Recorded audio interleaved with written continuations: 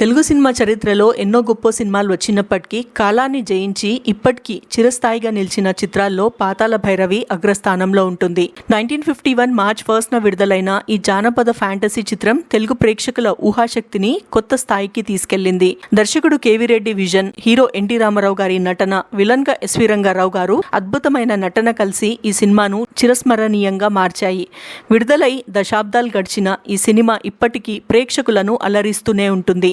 ఈ ఏడాదితో పాతాళ భైరవికి 75 ఇయర్స్ పూర్తయ్యాయి. ఈ సినిమా కథ పాత జానపద కథల ఆధారంగా రూపొందింది. ముఖ్యంగా కాశీ మజిలీ కథలు, అలావుద్దీన్ కథల్లోని కొన్ని అంశాలను తీసుకొని కథను తెరకెక్కించారు. సాధారణ యువకుడు ఒక రాజకుమారిని పెళ్లి చేసుకోవాలనే కలతో ప్రారంభమయ్యే ఈ కథలో మాయాజాలాలు, రాక్షసులు, మాంత్రికులు, అద్భుత శక్తులు ప్రేక్షకులను మంత్రముగ్ధుల్ని చేశాయి. తోటరాముడు పాత్రలో ఎన్టీ రామారావు గారు సాహసవంతుడైన హీరోగా అద్భుతంగా నటించి ప్రేక్షకులను ఆకట్టుకున్నారు. ఈ చిత్రంతో ఆయనకు జానపద హీరోగా అపారమైన గుర్తింపు వచ్చింది. తర్వాత దాదాపు 50కు పైగా జానపద చిత్రాల్లో నటించి ఈ జానర్కు ప్రతీకగా నిలిచారు.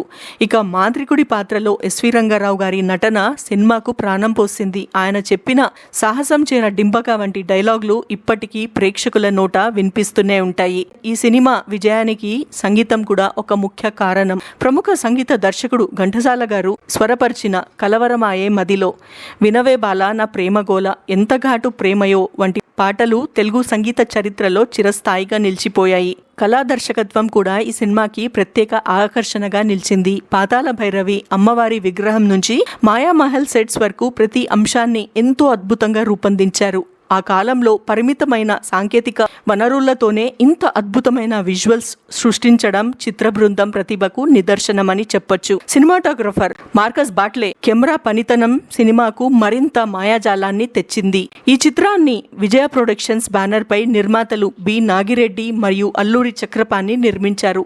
ఆ కాలంలో భారీ బడ్జెట్ తో రూపొందిన ఈ చిత్రం విడుదల సమయంలో కొద్ది ప్రింట్ తోనే రిలీజ్ అయ్యింది. కానీ తర్వాత దేశవ్యాప్తంగా వందలాది ప్రింట్లతో ప్రదర్శించబడింది. అంతేకాదు 28 కేంద్రాల్లో 100 రోజులు ఆడిన తొలి తెలుగు సినిమాగా పాతాళ భైరవి రికార్డ్ సృష్టించింది. సినిమాలో అంజిగాడు, సదాజప్పుడు, సూరసేనుడు వంటి పాత్రలు ప్రేక్షకులకు మంచి వినోదాన్ని అందించాయి. ముఖ్యంగా పింగళి నాగేంద్రరావు రాసిన డైలాగులు ఈ చిత్రానికి ప్రత్యేక ఆకర్షణగా నిలిచాయి.